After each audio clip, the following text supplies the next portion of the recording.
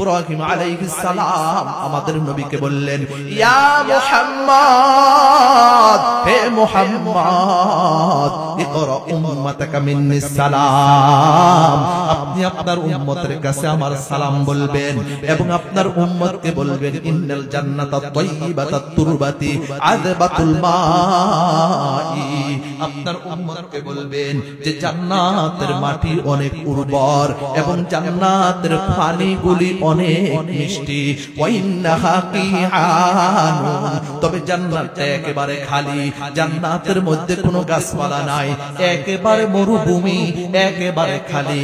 আপনি আপনার উম্মতকে বলবেন জান্নাতের মধ্যে গাছ লাগার জন্য। জান্নাতের গাছ নিয়ে আল্লাহর হাবিব বলেন, ওয়া ইন্নাহা কিআনুন, ওয়া ইন্নাহা কিআনুন, ওয়া ইন্না গারাসাহা সুবহানাল্লাহি ওয়া বিহামদিহি সুবহানাল্লাহিল আযীম। বলেন বলেন, সুবহানাল্লাহি ওয়া বিহামদিহি সুবহানাল্লাহি ওয়া বিহামদিহি সুবহানাল্লাহিল আযীম। বান্দা যখন দুনিয়ার মধ্যে একবার সুবহানাল্লাহ বলবে, আল্লাহর হাবিব বলেন জান্নাতের মধ্যে সাথে সাথে একটা গাছ উঠে যায়। ওই গাছটা কি পরিমাণ হবে? আল্লাহর হাবিব বলেন, যদি একজন অশ্বারোহী 100 বছর পর্যন্ত ওই গাছের ছায়ার মধ্যে দৌড়ে, এরপর গাছের ছায়া শেষ করতে পারবে না। বিসমিল্লাহির রহমানির রহিম।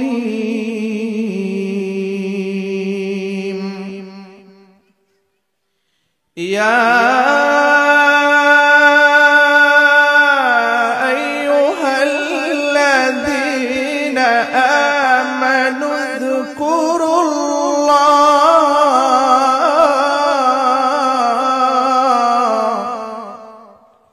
ذكرا كثيرا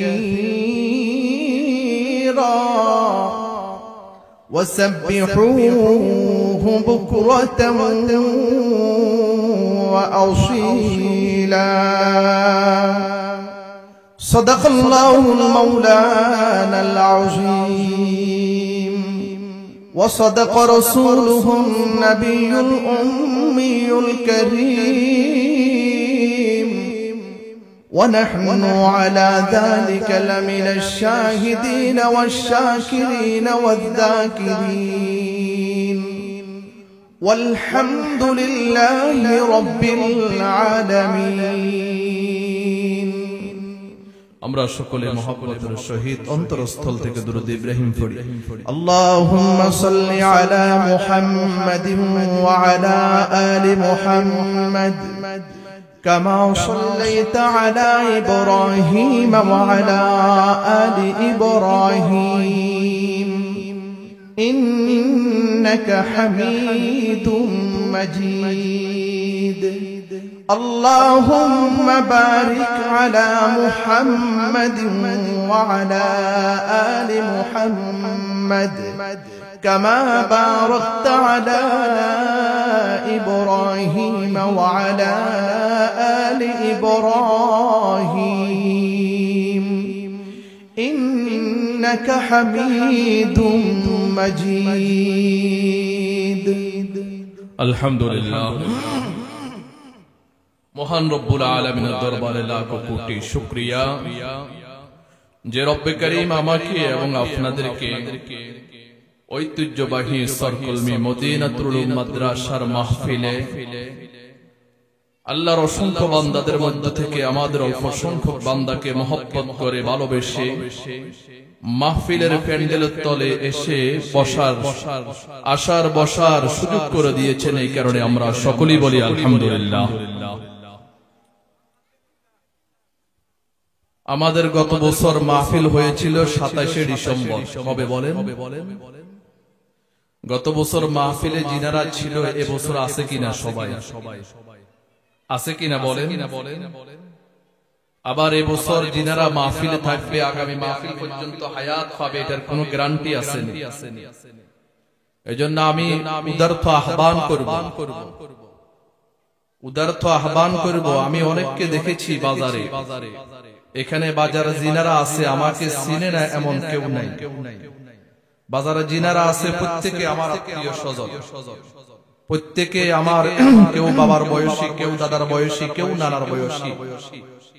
অতএব আপনাদের এলাকার সন্তান হিসেবে উদারত আহ্বান করব, আমাদের জীবনের শেষ মাহফিল মনে করে আমরা প্রত্যেকে ইনশাআল্লাহ বাজারে ঘোরাফেরা না করে মাহফিলের ছায়াতলে এসে বসে। আগামীকালকেও যদি আমরা চাই বাজারে ঘোরাফেরা করা যাবে কিনা বলেন? গতকালকে আমরা ঘোরাফেরা করেছি না, আগামীকালকে চাইলে পারুন কিনা? কিন্তু আগামীকালকে যদি কেউ চায়, এভাবে কি আবার মাহফিলের ইন্তজাম করা সম্ভব? সম্ভব। মাহফিলগুলা কেন করা হয়? মাদ্রাসাগুলা কেন? মাদ্রাসাগুলা, মাহফিলগুলা কেন? এই মাহফিলগুলা থেকে কোরআন হাদিসের আলোচনা শুনে নিজের জীবনকে কি করা বলেন? পরিবর্তন করা। নিজের জীবনকে পরিবর্তন করা, নিজে পরিবর্তন হওয়া, সংশোধন হওয়ার নিয়তে মাহফিলগুলা শোনা। আল্লাহ তাআলা আমাদের প্রত্যেককে আমল করার তৌফিক দান করুন। মুহতারাম হাজরিন, পবিত্র কালামুল্লাহ থেকে যে আয়াত কারীমা তেলাওয়াত করেছি, চেষ্টা করিব উল্লেখিত আয়াত কারীমার নিরিখে কথা বলার জন্য। মা তৌফিক ইল্লা বিল্লাহ। আল্লাহ, মানুষ দুনিয়াতে কে না চায় একটু সম্মান সহিত জীবন যাপন করার জন্য? সবাই চাই কিনা বলেন? দুনিয়াতে একটু সম্মানের সহিত জীবন যাপন করা, সুন্দর করে দুনিয়ার জীবনটা কাটানো, এটা সবাই চাই না? চাই কিনা বলেন? চাই। এই সম্মানটা মূলত দুইটা জিনিস দ্বারা পাওয়া যায়। কয়টা জিনিস দ্বারা বলেন? কথা খুব ভালো করে বুঝতে হবে, শুরু থেকে আলোচনা শুনতে হবে মনোযোগ দিয়ে। দুইটা জিনিস দ্বারা সম্মান পাওয়া যায়। কয়টা জিনিস? এর ভিতরে একটা হলো মাল আর একটা হলো নেক আমল। একটা হলো মাল আর একটা হলো নেক আমল। আমি আপনাদেরকে প্রশ্ন করব, মাল আর নেক আমল এই দুটোটার ভিতরে কোনটা ক্ষণস্থায়ী, কোনটা চিরস্থায়ী? মাল কি ক্ষণস্থায়ী না চিরস্থায়ী? নেক আমল কি ক্ষণস্থায়ী না চিরস্থায়ী? চিরস্থায়ী, আমরা জানি। অতএব ফলাফল সোজা। ক্ষণস্থায়ী জিনিস দ্বারা যে সম্মান অর্জন করা হয়, ওই সম্মানটাও হবে কি? ক্ষণস্থায়ী। চিরস্থায়ী জিনিস দ্বারা যে সম্মান অর্জন করা হয়, ওই সম্মানটাও হবে কি? চিরস্থায়ী। কেউ যদি দুনিয়াতে মাল দ্বারা সম্মান অর্জন করে, মাল দ্বারা, টাকা পয়সা দ্বারা, তার এই সম্মান চিরস্থায়ী হবে না। এজন্য তো আমরা দেখি সকাল বেলার রাজা, বিকেল বেলার কি প্রজা, সকাল বেলার আমির, বিকেল বেলার ফকির, সকাল বেলার প্রধানমন্ত্রী, বিকেল বেলার প্রধান আসামি, সকাল বেলার বাদশা, বিকেল বেলার প্রজা। দেখি কিনা বলেন? এভাবে হচ্ছে। যে কখনো কল্পনাও করে না যে এই দেশ ছেড়ে চলে যাইতে হবে, যে সব সময় ভেবেছে এই দেশ আমার দেশ, এই দেশ আমার বাবার দেশ, শেষ পর্যন্ত একটা ঘন্টা আগেও চিন্তা করে নাই এই দেশ থেকে যাইতে হবে। গেছে কিনা বলেন? তাহলে মাল দ্বারা যে সম্মান পাওয়া যায়, এই সম্মান চিরস্থায়ী নয়। এক একজনের সম্মান, এক একজনের পাওয়ার, আকাশচুম্বী পাওয়ার, আকাশচুম্বী সম্মান। কিন্তু যখন ক্ষমতা থেকে পড়ে যায়, তখন এই সম্মান আর আছে কিনা বলেন? সকালবেলা প্রধানমন্ত্রী, বিকেল বেলা প্রধান আসামি। সকালবেলা কি সম্মান, সামনে পুলিশ, পিছনে পুলিশ, বিকেল বেলা হ্যান্ডকাপ লাগাই কোথায় নেয় বলেন? জেলে। এটা হলো মালের কারণে। কিসের কারণে বলেন? মাল দ্বারা সম্মান অর্জন করেছে। আর যদি নেক আমল দ্বারা সম্মান অর্জন করে, ওই সম্মানটা হবে কি বলেন? চিরস্থায়ী। কেন? নেক আমল এটা চিরস্থায়ী। নেক আমল দুনিয়াতেও চলে, পরকালেও চলবে। পরকালের মূল পুঁজি, মূল সম্বল তো হলো কি বলেন? নেক আমল। নেক আমল ছাড়া পরকালে চলা যাবে কিনা? এজন্য নেক আমল করতে হলে ইলম লাগবে। কি লাগবে বলেন? নেক আমল করতে হলে ইলম লাগবে। ইলম ছাড়া কেউ নেক আমল করতে পারবে না। যার ভিতরে ইলম আছে, কুরআন হাদিসের জ্ঞান আছে, সে নেক আমল করতে পারবে। যে নেক আমল করতে পারবে, তার সোজা ঠিকানা হলো কোথায় বলেন? জান্নাত। ইলমের দ্বারা আল্লাহ তাআলা মানুষকে সম্মান দান করে। ইলমের দ্বারা কি দান করে? সম্মান দান করে। যেমন আল্লাহ তাআলা পৃথিবীর বুকে যত নবী পাঠাইছেন, পৃথিবীতে প্রেরণ করেছেন, সমস্ত নবীকে আল্লাহ তাআলা ইলম দিয়েছেন। এই ইলমের কারণে সমস্ত নবীর সম্মান পৃথিবীর বুকে সমস্ত মানুষ থেকে বেশি। কি বলেন? আদম আলাইহিস সালাম পৃথিবীর সর্বপ্রথম মানুষ কিনা? আদম আলাইহিস সালামকে যখন সৃষ্টি করবে আল্লাহ তাআলা যখন ফেরেশতাদের সাথে পরামর্শ করলেন, কি পরামর্শ? আল্লাহ তাআলা বলেন, ইন্নী জাইলুন ফিল আরদি খলিফা। আল্লাহ বলেন, আমি দুনিয়ার মধ্যে আমার প্রতিনিধি পাঠাতে চাই, আমি দুনিয়ার মধ্যে আমি মানুষ সৃষ্টি করতে চাই। ফেরেশতারা বলল, ওয়া নাহনু নুসাব্বিহু বিহামদিকা ওয়া নুকদ্দিসু লাক। ফেরেশতা বলল, আল্লাহ কেন আপনি দুনিয়ার মধ্যে মানুষ পাঠাইবেন? যদি আপনার ইবাদত বندگی করার জন্য হয় তাহলে তো আমরা ইবাদত করতেছি, আমরা তো সব সময় আপনার তাসবিহ পাঠ করতেছি, আমরা তো সব সময় আপনার সিজদারত অবস্থায় রয়েছি, আমরা তো সব সময় রুকু অবস্থায় রয়েছি, আমরা তো সব সময় দাঁড়ানো অবস্থায় রয়েছি। কেন আপনি সৃষ্টি করবেন? আপনি যেই সম্প্রদায় সৃষ্টি করতে চান তারা দুনিয়ার মধ্যে মারামারি করবে, কাটাকাটি করবে, ফিতনা ফাসাদ করবে, রক্তক্ষরণ করবে। এই কথা আল্লাহ তাআলাকে ফেরেশতারা বলার পর আল্লাহ বললেন, আল্লাহ পাক রব্বুল আলামিন বলেন, আল্লাহু ইয়ালামু মা লা তাফআলুন। আল্লাহ বলেন, আমি যা জানি তোমরা তা জানো না।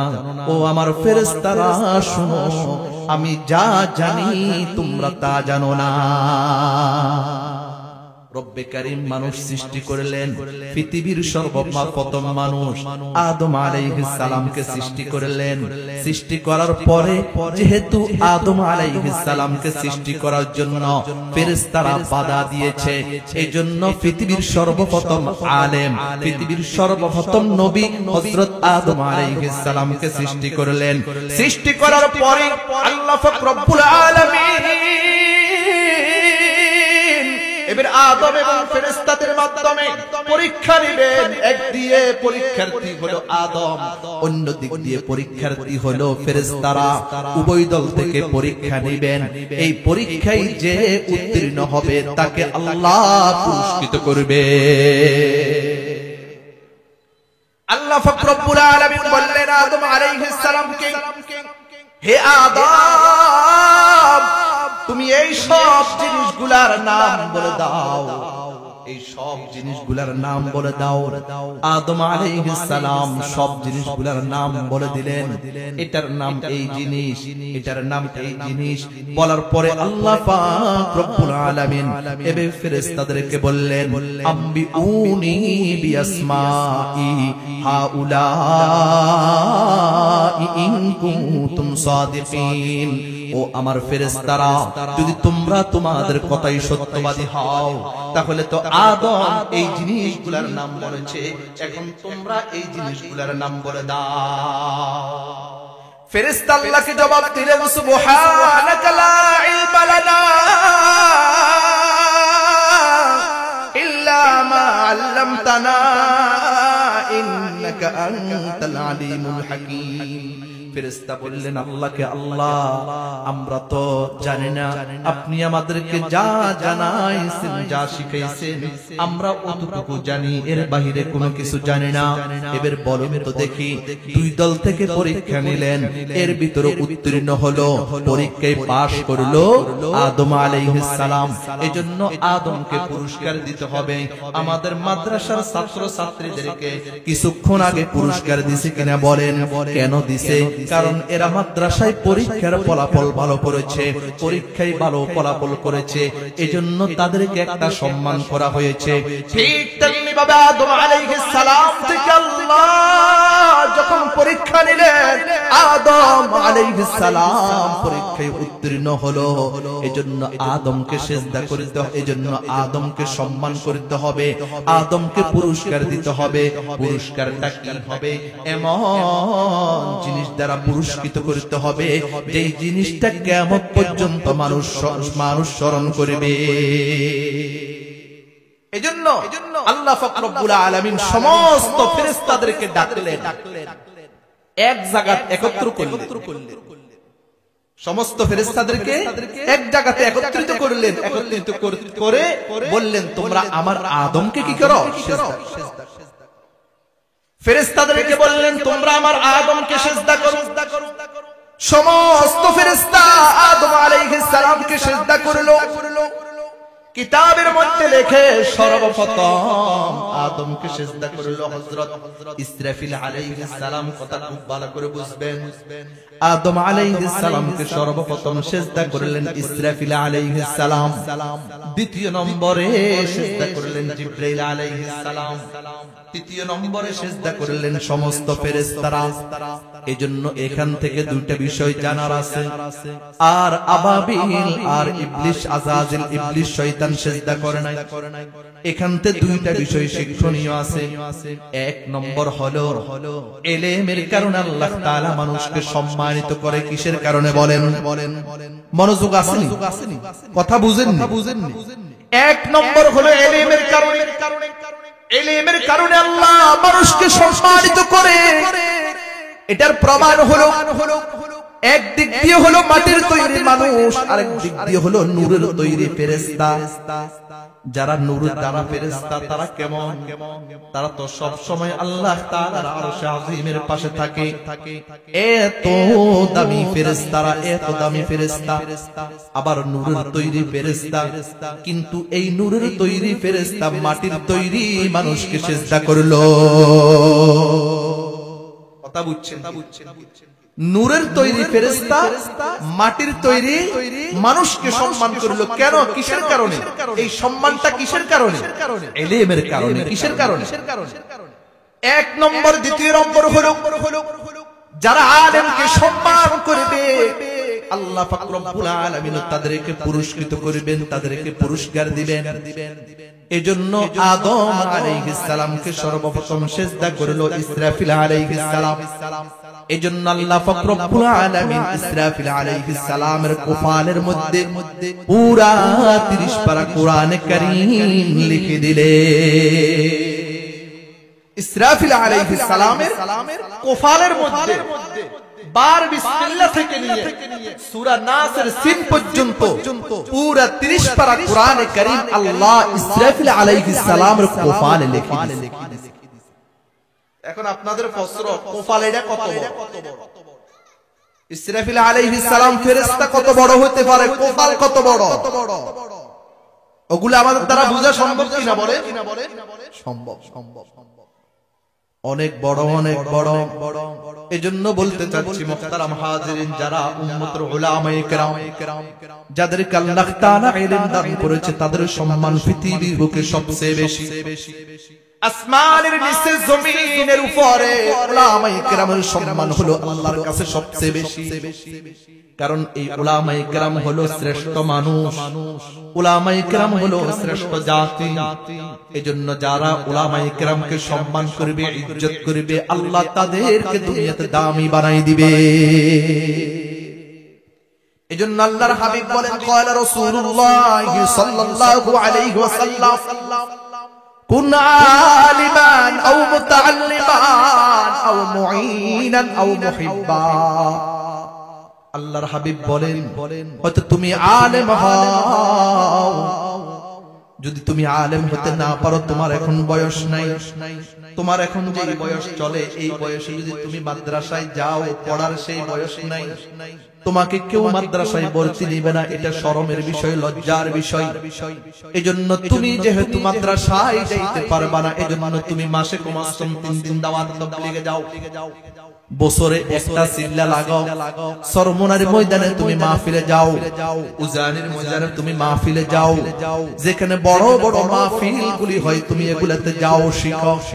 আল্লাহর হাবিব বলে, যদি তুমি ছাত্র হতে না পারো, আও মুতাআল্লিমান, তাহলে ছাত্র হও। যদি আলেম হতে না পারো, তুমি ছাত্র হও। যদি তোমার ছাত্রের বয়স না থাকে, তুমি উলামায়ে কেরামকে সহযোগিতা করো। যদি সেটাও না পারো, কমস কম উলামায়ে কেরামকে তুমি মহব্বত করো। তাহলে উলামায়ে কেরামকে মুহাব্বত করতে হবে, ভালোবাসতে হবে কার জন্য বলেন? আল্লাহর জন্য। আর আলেমদেরকে মুহাব্বত করা ছাড়া, ভালোবাসা ছাড়া নিজেরও বাঁচার কোনো কি নেই বলেন? উপায় নেই। কেন বাঁচার উপায় নেই? আল্লাহর হাবিব বলেন, ক্বালা রাসূলুল্লাহ সাল্লাল্লাহু আলাইহি ওয়াসাল্লাম, ইয়াশফাউ ইয়াওমাল কিয়ামা আল আমবিয়া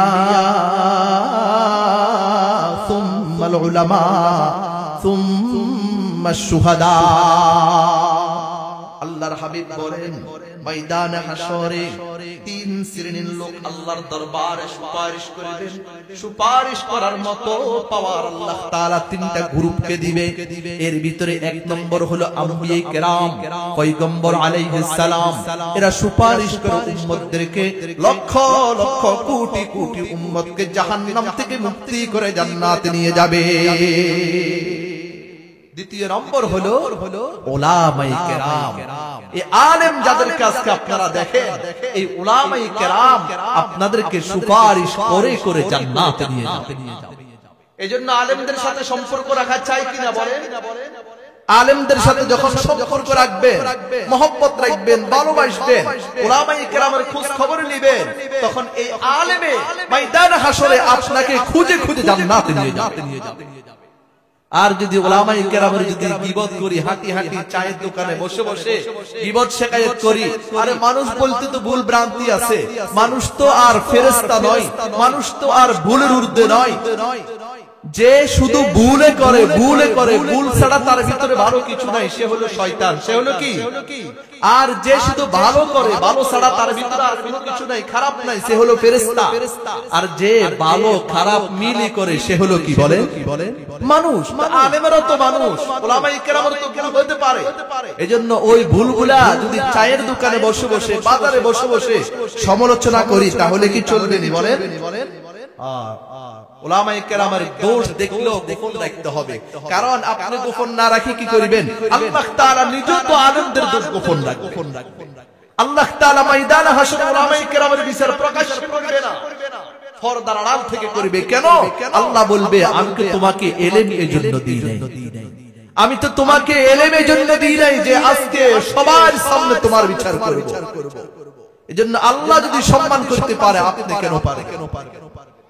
তো মুহতারাম হাজিরিন, কথা চলছিল আদম আলাইহিস সালামকে সিজদা করা।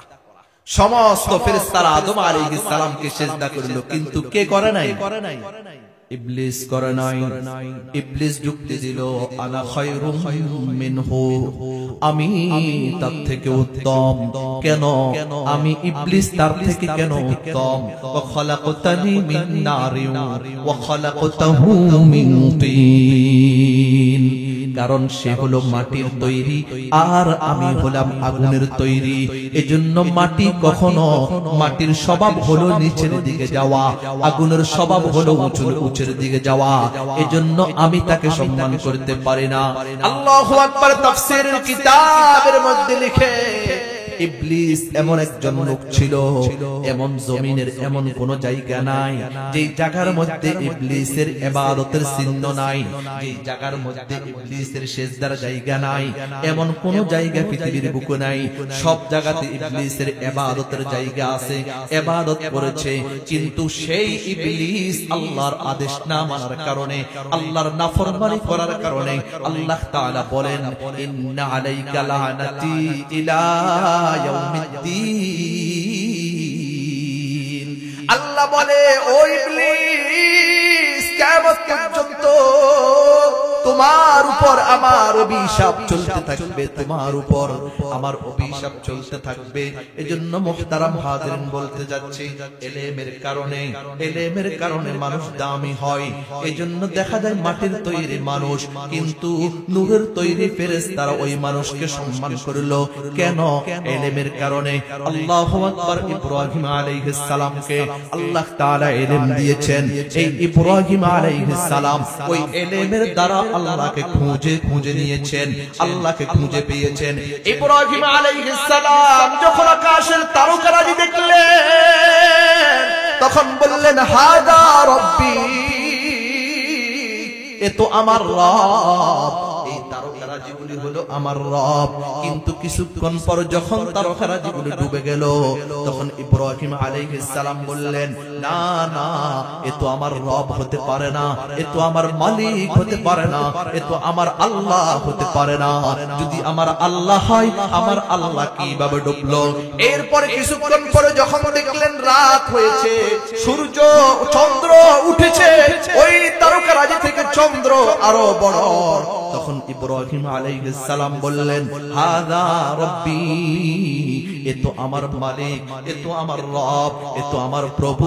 কিন্তু কিছুক্ষণ পর দেখলেন ওই চাঁদের আলো আর নাই, দিন হয়েছে, এখন সূর্য উঠেছে, আর ওই সূর্যটা তো আরো বড় দেখতে। এজন্য বললেন, হাযা রব্বি, হাযা আকবার, এ তো হলো আমার রব। শুধু রব এটা নয়, এ তো হলো আমার সবচেয়ে বড় রব। কিন্তু কিছুক্ষণ পরে দেখলেন যখন ফালাম্মা আফালাত ক্বালা ইয়া কওমি ইন্নী বারীউম মিম্মা তুশরিকুন ইন্নী ওয়াজ্জাহতু ওয়াজহিয়া লিল্লাযী ফাতারাস সামাওয়াতি ওয়াল আরদা হানিফান ওয়া মা আনা মিনাল মুশরিকিন। ইব্রাহিম আলাইহিস সালাম যখন দেখলেন সূর্যটাও ডুবে গেছে, তখন ইব্রাহিম আলাইহিস সালাম বললেন, ইন্নী ওয়াজ্জাহতু ওয়াজহিয়া লিল্লাযী ফাতারাস সামাওয়াতি ওয়াল আরদা হানিফা ওয়া মা আনা মিনাল মুশরিকিন। আমার চেহারা তো সেই রবের দিকে ফিরবে যেই রব আসমান এবং জমিন সৃষ্টি করেছে। তাহলে ইব্রাহিম আলাইহিস সালাম ইলমের দ্বারা আল্লাহকে পেয়েছে। কিসের দ্বারা বলেন? ইলমের দ্বারা। ইব্রাহিম আলাইহিস সালাম একবার আল্লাহকে বললেন, কি? ইব্রাহিম আলাইহিস সালাম বলেন, ওয়াইদ ক্বালা ইব্রাহিম রব্বি আরিনি কাইফা তুহিল মাউতা। ইব্রাহিম আলাইহিস সালাম বললেন, আল্লাহ, আপনি মৃতকে আবার কিভাবে জীবিত করবেন? আল্লাহ তাআলা ইব্রাহিম আলাইহিস সালামকে বললেন, আও ক্বালা আওয়ালাম তুমিন, ও ইব্রাহিম, তোমার কি বিশ্বাস হয় না আমি কিভাবে জীবিত করব? তুমি কি বিশ্বাস করো না? ইব্রাহিম আলাইহিস সালাম বললেন, হ্যাঁ, আমি বিশ্বাস করি আপনি জীবিত করতে পারবেন। ওয়ালাকিন লিয়াতমাইন্না কলবি, তবে যদি আপনি কিভাবে জীবিত করেন এটা একটু আমাকে দেখাইতে, তাহলে আমার দিলটা প্রশান্তি পেত। তাহলে বলতে চাচ্ছিলাম, ইলমের দ্বারা মানুষ সম্মানিত হয়, আর ইলমের দ্বারা আল্লাহকে পাওয়া যায়, আল্লাহকে পাওয়া যায়। আমার কথা ছিল, মানুষ দুনিয়াতে দুইটা কারণে সম্মানিত হয়, একটা হলো মালের কারণে, আরেকটা হলো আমলের কারণে, নেক আমলের কারণে। যার ভিতরে যত বেশি নেক আমল থাকবে, যার ভিতরে যত বেশি আল্লাহর ইবাদত বন্দেগী থাকবে, ওই ব্যক্তি আল্লাহর কাছে তত দামি হবে। এজন্য আল্লাহ পাক রব্বুল আলামিন বলেন, ইয়া আইয়ুহাল্লাযীনা আমানু যিকুরুল্লাহ যিকরান কাসীরা। আল্লাহ পাক রব্বুল আলামিন বলেন, হে ঈমানদার বান্দাগণ, তোমরা বেশি বেশি আমার জিকির করো, বেশি বেশি তোমরা আমার জিকির করো। ওয়াসাব্বিহুহু বুকরাতাও ওয়া আসীলা, সকাল সন্ধ্যা তোমরা আমার জিকির করো। আল্লাহু আকবার। আল্লাহর জিকির, আল্লাহর জিকির এমন একটা ইবাদত, পৃথিবীর বুকে যত ইবাদত হতে পারে সবগুলি হলো আল্লাহর জিকির। নামাজও আল্লাহর জিকির, হজও আল্লাহর জিকির, রোজা রাখাও আল্লাহর জিকির, কোরআনে কারীম তেলাওয়াত করো আল্লাহর জিকির, দুরূদ শরীফ পড়ো আল্লাহর জিকির, ইস্তিগফার করো আল্লাহর জিকির, ঘুমানোর জন্য যাওয়ার সময় যে দোয়াটা পড়া হয় এটাও আল্লাহর জিকির। কিন্তু বিশেষভাবে কিছু জিকির আছে। আল্লাহু আকবার, নামাজ এটা হলো সবচেয়ে বড় জিকির, কিন্তু এই নামাজ বান্দা যখন মন চায় তখন পড়তে পারে না। দৈনিক 5 ওয়াক্ত নামাজ পড়তে হবে।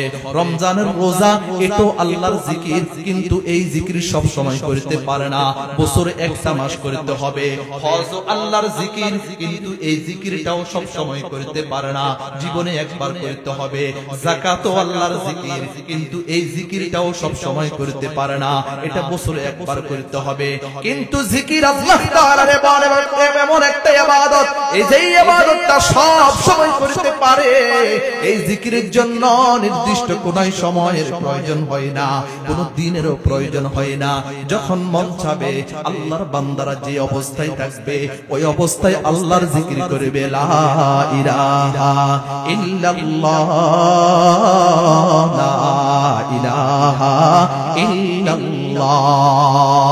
আল্লাহু আকবার। হযরত মূসা আলাইহিস সালাম আল্লাহ রব্বুল আলামিনকে বললেন, আল্লাহ এমন একটা আমল আপনি আমাকে বাতাই দেন যে আমল করার দ্বারা আমি আল্লাহ আপনার কাছে খুব প্রিয় হতে পারবো, আপনার খুব কাছাকাছি আসতে পারবো। আল্লাহু আকবার। আল্লাহ তাআলা বললেন, মূসা তুমি বেশি বেশি লা ইলাহা ইল্লাল্লাহ এই জিকিরটা করো। মূসা আলাইহিস সালাম বললেন, আল্লাহ আমি তো আপনার কাছে এমন একটা জিকির চাইলাম যেটা আর কেউ করে না, এটা তো পুরাতন জিকির, এটা তো সবাই পারে। আল্লাহু আকবার। আল্লাহ বললেন, ও মূসা দুনিয়ার সব কিছুকে যদি এক পাল্লায় রাখা হয় আর আমার লা ইলাহা ইল্লাল্লাহকে যদি এক পাল্লায় রাখা হয়, তাহলে ওই লা ইলাহা ইল্লাল্লাহর পাল্লা ভারী হবে। এজন্য বেশি বেশি কি পড়তে হবে বলেন, লা ইলাহা ইল্লাল্লাহ। আল্লাহু আকবার। আল্লাহর হাবিব রাসূল আকরাম সাল্লাল্লাহু আলাইহি ওয়াসাল্লাম যখন মেরাজে গেল, যাওয়ার পর মেরাজ থেকে আসার সময় হযরত ইব্রাহিম আলাইহিস সালামের সাথে সাক্ষাৎ। ইব্রাহিম আলাইহিস সালাম হলেন আমাদের আদি জাতি পিতা। ইব্রাহিম আলাইহিস সালামের সাথে সাক্ষাৎ হওয়ার পরে ইব্রাহিম আলাইহিস সালাম আমাদের নবীকে বললেন, ইয়া মুহাম্মদ, হে মুহাম্মদ ইকরা উম্মাতাকা মিন্নিস সালাম, আপনি আপনার উম্মতের কাছে আমার সালাম বলবেন এবং আপনার উম্মতকে বলবেন, ইন্নাল জান্নাতা তাইয়্যিবাতাত তুরবাতি আযবাতুল মাই, আপনার উম্মতকে বলবেন যে জান্নাতের মাটি অনেক উর্বর এবং জান্নাতের পানিগুলি অনেক মিষ্টি। ওয়া ইন্নাহা কিহানুন, তবে জান্নাতটা একেবারে খালি, জান্নাতের মধ্যে কোনো গাছপালা নাই, একেবারে মরুভূমি, একেবারে খালি। আপনি আপনার উম্মতকে বলবেন জান্নাতের মধ্যে গাছ লাগার জন্য। জান্নাতের গাছ দিয়ে আল্লাহর হাবিব বলেন, ওয়া ইন্নাহা কিহানুন, ওয়া ইন্নাহা কিহানুন, ওয়া ইন্না গারাসাহা সুবহানাল্লাহি ওয়া বিহামদিহি সুবহানাল্লাহিল আযীম। বলেন বলেন, সুবহানাল্লাহি ওয়া বিহামদিহি সুবহানাল্লাহি ওয়া বিহামদিহি সুবহানাল্লাহিল আযীম। বান্দা যখন দুনিয়ার মধ্যে একবার সুবহানাল্লাহ বলবে, আল্লাহর হাবিব বলেন জান্নাতের মধ্যে সাথে সাথে একটা গাছ উঠে যায়। ওই গাছটা কি পরিমাণ হবে? আল্লাহর হাবিব বলেন, যদি একজন অশ্বারোহী 100 বছর পর্যন্ত ওই গাছের ছায়ার মধ্যে দৌড়ে, এরপর গাছের ছায়া শেষ করতে পারবে না। বুখারী শরীফের শেষ হাদিস, আল্লাহু আকবার। বুখারী শরীফের শেষ হাদিস, এই হাদিসটা যেই দিন ছাত্ররা পড়ে ওই দিন চোখের পানি টপ টপ করে পড়ে। কেন? আমাদের আজকে পড়ালেখা শেষ, দাওরাই হাদিস শেষ, বুখারীর শেষ হাদিস মানি গুরুত্বপূর্ণ, আমাদের জীবন থেকে একটা অধ্যায় চলে গেল। ওই বুখারী শরীফের হাদিসের মধ্যে আছে, কালিমাতানে হাবিবাতানে ইলার রহমান খফিফাতানে আলাল লিসান সুকিলাতানে ফিল মিজান সুবহানাল্লাহি ওয়া বিহামদিহি। বলেন বলেন, সুবহানাল্লাহি ওয়া বিহামদিহি সুবহানাল্লাহিল আযীম। আল্লাহ আল্লাহর হাবিব বলেন এমন দুইটা কালেমা আছে, এমন দুইটা বাক্য আছে যে এই দুইটা বাক্য আমার আল্লাহর কাছে খুব প্রিয়, আমার আল্লাহর কাছে খুব পছন্দনীয়। তবে ওই দুইটা বাক্য পড়তে একেবারে হালকা হয়, ওই দুইটা বাক্য পড়তে একেবারে সহজ, যদিও নাকি পড়তে সহজ কিন্তু পাল্লায় এটা অনেক ভারী। মিজানের পাল্লায় যখন দেওয়া হবে তখন এই শব্দগুলা মিজানের পাল্লাকে ভারী করে দিবে। এক নম্বর হলো সুবহানাল্লাহি ওয়া বিহামদিহি সুবহানাল্লাহিল আযীম। আল্লাহর হাবিব বলেন ক্বালা রাসূলুল্লাহি সাল্লাল্লাহু আলাইহি ওয়াসাল্লাম, আল্লাহর হাবিব বলেন মান ক্বালা সুবহানাল্লাহি ওয়া বিহামদিহি في يوم 100 مرة حطت خطاياه وإن كان مثل زبد البحر। আল্লাহর হাবিব বলেন যে ব্যক্তি দৈনিক 100 বার সুবহানাল্লাহি ওয়া বিহামদিহি পড়বে আল্লাহ তাআলা তার জীবনের সমস্ত গুনাহগুলো maaf করে দিবে। শুধু তাই নয়, যদি তার জীবনের গুনাহটা সমুদ্রের ফেনা পরিমাণ হয় এরপরও রব্বুল আলামিন ক্ষমা করে দিবে।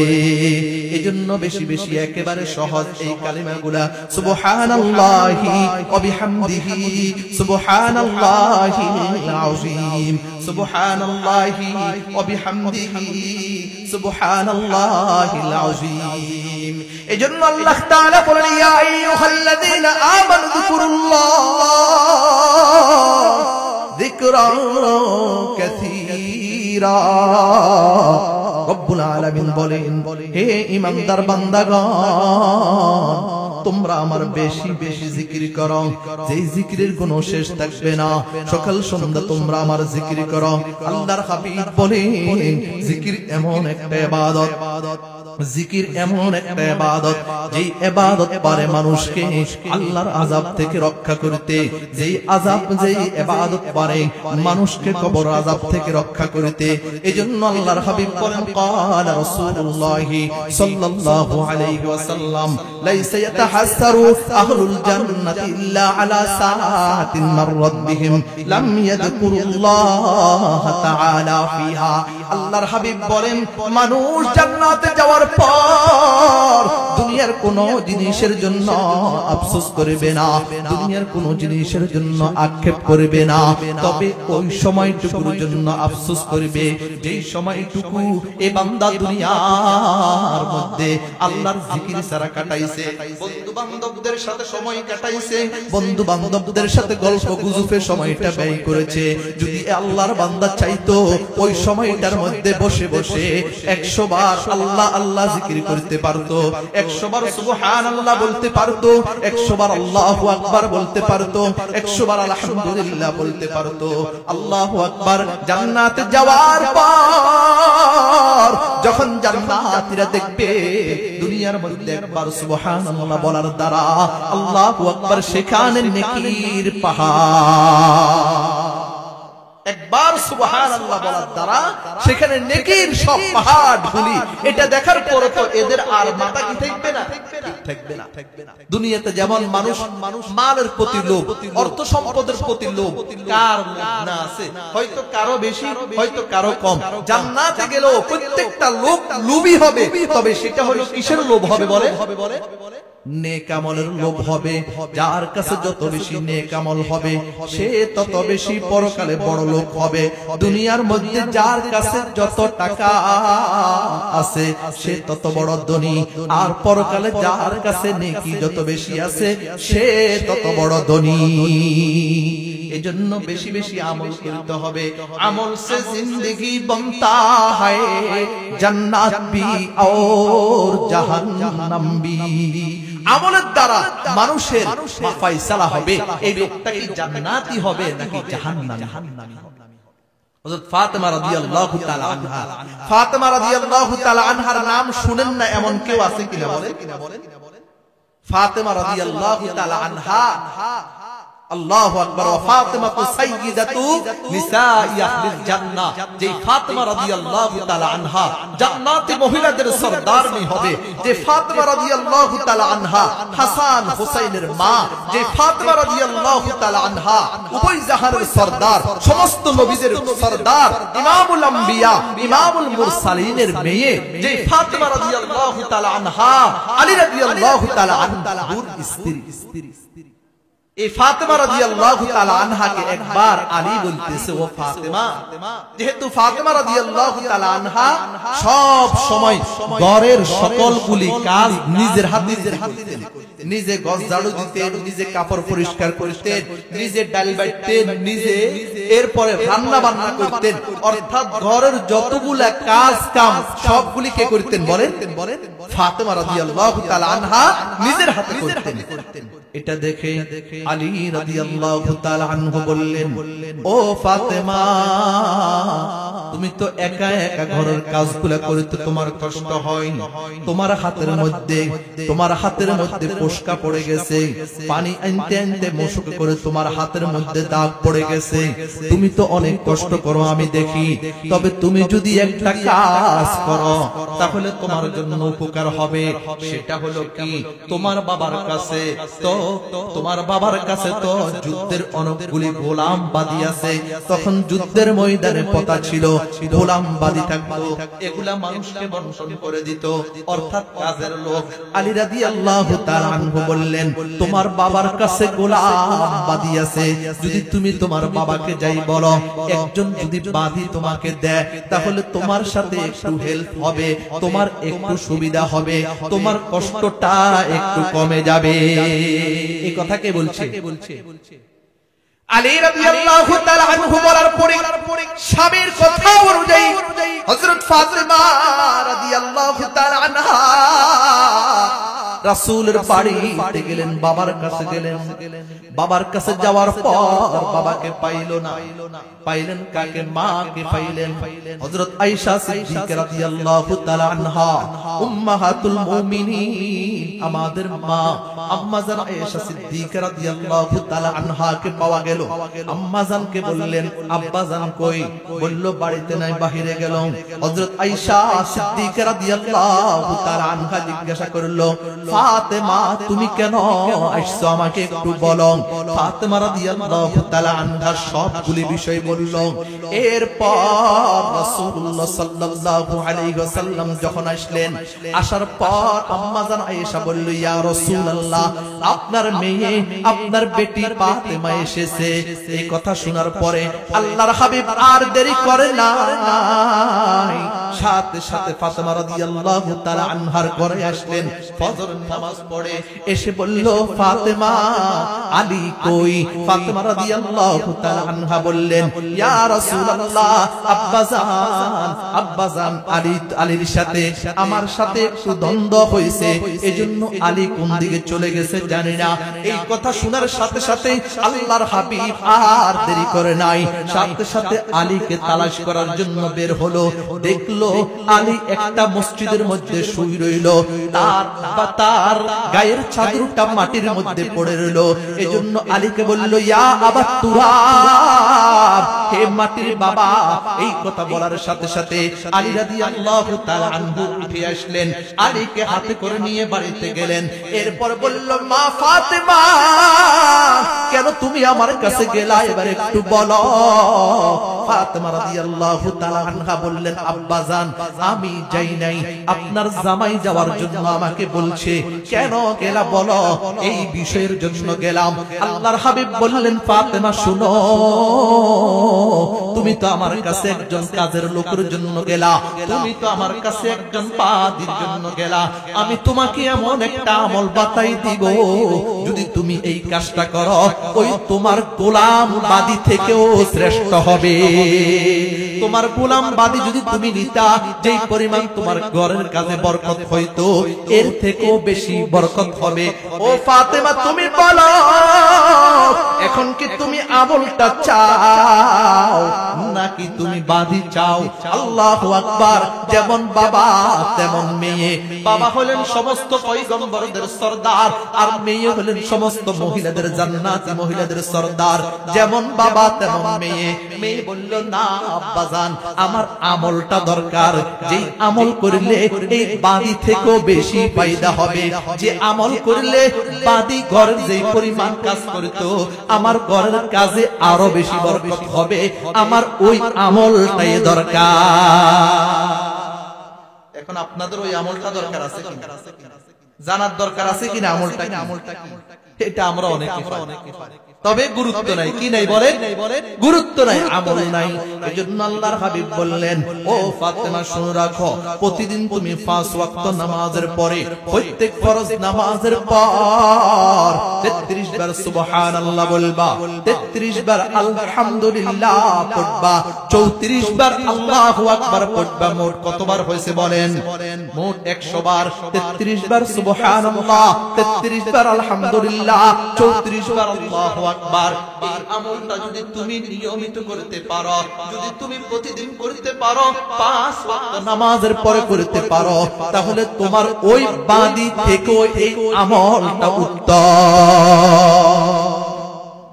এই জন্য এটাকে বলা হয় তাসবিহে ফাতিমি। এটাকে কি বলে বলেন? তাসবিহে ফাতিমি বলে। এজন্য আমি আমার মা বোনদেরকে বিশেষ করে বলবো, আমার মাইকের আওয়াজ যতটুকু যাচ্ছে এই আমলটা সব সময় করবেন। 33 বার সুবহানাল্লাহ, 33 বার আলহামদুলিল্লাহ, 34 বার আল্লাহু আকবার পড়তে কতটুকু সময় লাগে? তবে একটু শুদ্ধ করে পড়তে হবে। সুবহানাল্লাহ, আলহামদুলিল্লাহ, আল্লাহু আকবার। এই আমলটা যদি আমরা করি, আল্লাহ বলেন, ইয়া আইয়ুহাল্লাযীনা আমানু যকুরুল্লাহ, ও আমার বান্দা বান্দিরা, তোমরা আমার বেশি বেশি জিকির করো। জিকির করলে লাভ কি? আল্লাহ বলেন, ফাযকুরুনি আযকুরুকুম ওয়াযকুরুলি ওয়াশকুরুলি ওয়ালা তাকফুরুন। আল্লাহ বলে, আমার বান্দা যখন আমাকে ডাকবে, আমার বান্দা যদি আমাকে স্মরণ করে, আমিও আমার বান্দাকে স্মরণ করব।